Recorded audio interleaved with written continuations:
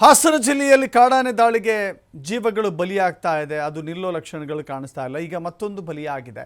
ಚಂದ್ರಮ್ಮ ಅಂತ ಹೇಳಿ 45 ವರ್ಷ ಕಾಡಾನೆ ದಾಳಿಯಿಂದ ಮೃತಪಟ್ಟಿರುವಂಥ ಮಹಿಳೆ ಚಂದ್ರಮ್ಮ. ಬೇಲೂರು ತಾಲೂಕಿನ ಅಂಕಿಹಳ್ಳಿ ಗ್ರಾಮದಲ್ಲಿ ಈ ಘಟನೆ ಸಂಭವಿಸಿದೆ. ಗಜೇಂದ್ರಪುರ ಗ್ರಾಮದ ಮಹಿಳೆ ಚಂದ್ರಮ್ಮ ತೋಟದಲ್ಲಿ ಕೆಲಸ ಮಾಡ್ತಾ ಇದ್ದು ಆ ಸಂದರ್ಭದಲ್ಲಿ ಏಕಾಏಕಿಯಾಗಿ ದಾಳಿ ನಡೆಸಿದೆ. ಸೊಂಡಲಿನಿಂದ ಎತ್ತಿ ಬಿಸಾಡಿದೆ, ಕಾಲಿನಿಂದ ತುಳಿದಿದೆ ಕಾಡಾನೆ. ಸ್ಥಳಕ್ಕೆ ಅರಣ್ಯ ಇಲಾಖೆಯ ಸಿಬ್ಬಂದಿ ಹಾಗೂ ಪೊಲೀಸರು ದೌಡಾಯಿಸಿದ್ದಾರೆ. ಅರಹಳ್ಳಿ ಪೊಲೀಸ್ ಠಾಣಾ ವ್ಯಾಪ್ತಿಯಲ್ಲಿ ಈ ಘಟನೆ ಸಂಭವಿಸಿದೆ. ಆನೆ ತುಳಿತಕ್ಕೆ, ಆನೆ ದಾಳಿಗೆ ಬಲಿಯಾಗುವಂಥ ಘಟನೆಗಳು ಪದೇ ಪದೇ ಪುನರಾವರ್ತನೆ ಆಗ್ತಾ ಇರ್ತವೆ. ಇವತ್ತು ಚಂದ್ರಮ್ಮ ಎನ್ನುವ ಮಹಿಳೆ ತೋಟಕ್ಕೆ ಹೋಗಿದ್ಲು, ಕೆಲಸ ಮಾಡ್ತಾ ಇದ್ಲು. ಸಡನ್ನಾಗಿ ಬಂದಂಥ ಆನೆ ಆಕೆಯ ಮೇಲೆ ದಾಳಿ ಇಟ್ಟಿತ್ತು. ಆನೆ ಕೇವಲ ತುಳಿತ ಮಾತ್ರ ಅಲ್ಲ, ಸೊಂಡಿಲಿನಿಂದ ಆಕೆಯನ್ನು ಎತ್ತಿ ಬಿಸಾಡಿದೆ. ಆ ತೀವ್ರತೆಯ ಪೆಟ್ಟು ಆಕೆಯ ಸಾವಾಗಿದೆ.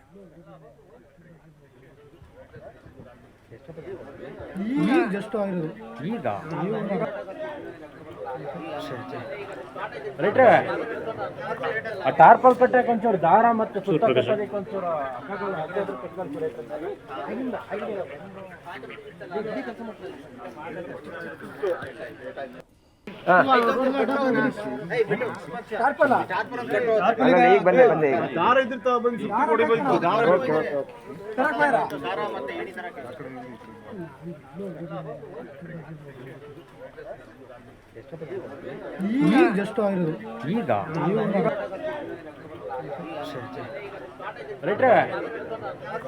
ಟಾರ್ಪಲ್ ಕಟ್ಟಕ್ಕೆ ಒಂಚೂರು ದಾರ ಮತ್ತು ಒಂಚೂರು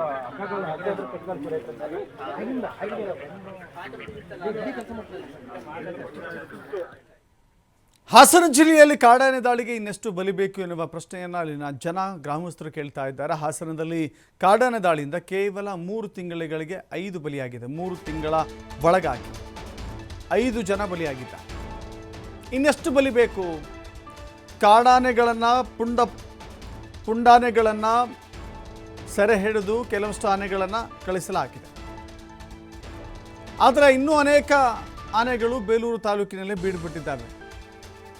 ಮುಂಚೆ ಎಲ್ಲ ಹಾಸನ ಜಿಲ್ಲೆ ಕಾಡಾನೆ ಅಂತ ಹೇಳಿದ್ರೆ ನೆನಪಾಗೋದು ಸಕಲೇಶಪುರ ಮತ್ತು ಆಲೂರು ಭಾಗ. ಸಕಲೇಶಪುರ ಮತ್ತು ಆಲೂರು ಭಾಗದಲ್ಲಿ ಇತ್ತೀಚೆಗೆ ಆನೆ ಹಾವಳಿ ಕಡಿಮೆಯಾಗಿದೆ ಅಂತ ಹೇಳಿ ಅಲ್ಲಿನ ಜನ ನಿಟ್ಟುಸಿರು ಬಿಟ್ಟಿದ್ರು. ಇದೀಗ ಆ ಎಲ್ಲ ಆನೆಗಳು ಸ್ಥಳಾಂತರಗೊಂಡಿದ್ದಾವೆ ಬೇಲೂರು ತಾಲೂಕಿಗೆ. ಬೇಲೂರು ತಾಲೂಕಿನಲ್ಲಿ ಕೆಲವಷ್ಟು ಆನೆಗಳನ್ನು ಸೆರೆ ಹಿಡಿಯಲಾಗಿತ್ತು. ಆದರೆ ಇಲ್ಲಿಯವರೆಗೂ ಕೂಡ ಅದು ಸಂಪೂರ್ಣವಾಗಿ ಆ ಕಾಡಾನೆ ಮತ್ತು ಮಾನವನ ನಡುವಿನ ಸಂಘರ್ಷಕ್ಕೆ ಬ್ರೇಕ್ ಬಿದ್ದಿದೆ ಅಂತ ಹೇಳಲಿಕ್ಕೆ ಸಾಧ್ಯವಿಲ್ಲ. ಬೇಲೂರು ತಾಲೂಕಿಗೆ 2 ಬಾರಿ ಅರಣ್ಯ ಸಚಿವರು ಭೇಟಿ ಕೊಟ್ಟಿದ್ದರು. ಈ ವೇಳೆ ಅರಣ್ಯ ಸಚಿವರ ವಿರುದ್ಧವೂ ಕೂಡ ಆಕ್ರೋಶ ವ್ಯಕ್ತವಾಗಿತ್ತು. ರಸ್ತೆ ತಡೆ ಮಾಡಿ, ಟೈರ್ಗೆ ಬೆಂಕಿ ಹಚ್ಚಿ ಸ್ಥಳೀಯರು ಆಕ್ರೋಶವನ್ನು ವ್ಯಕ್ತಪಡಿಸಿದರು. ಇವತ್ತು ಮತ್ತೆ ಕಾಡಾನೆ ದಾಳಿಯ ಹಿನ್ನೆಲೆ ಸ್ಥಳೀಯರು ಪ್ರತಿಭಟನೆ ಮಾಡ್ತಾ ಇದ್ದಾರೆ. ಅಂಕಿಹಳ್ಳಿ ಅರೆಹಳ್ಳಿಗೆ ಹೋಗುವ ರಸ್ತೆ ತಡೆದು ಆಕ್ರೋಶವನ್ನು ವ್ಯಕ್ತಪಡಿಸ್ತಾ ಇದ್ದಾರೆ.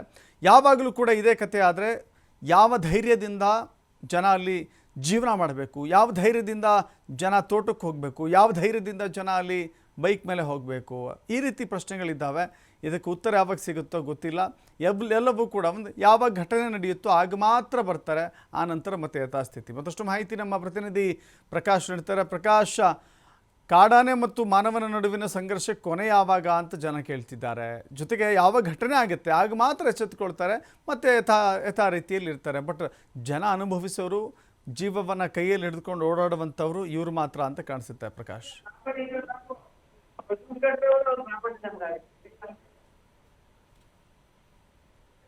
ಹಲೋ ಪ್ರಕಾಶ್, ನನ್ನ ಧ್ವನಿ ಕೇಳಿಸ್ತಾ ಇದೆಯಾ?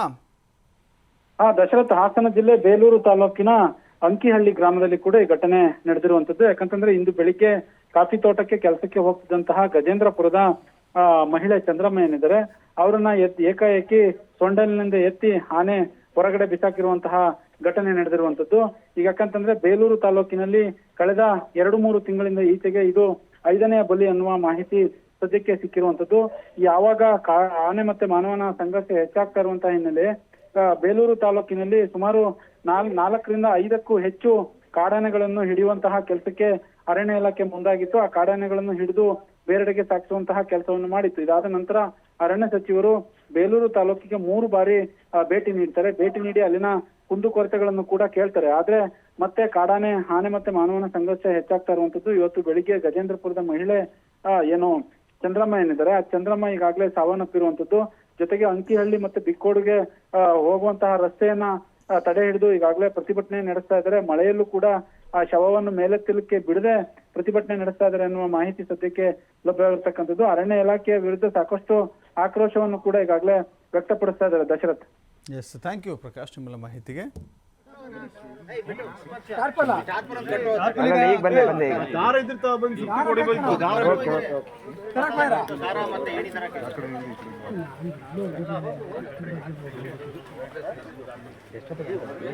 ಈಗ ಜಸ್ಟ್ ಆಗಿರೋದು ಈಗ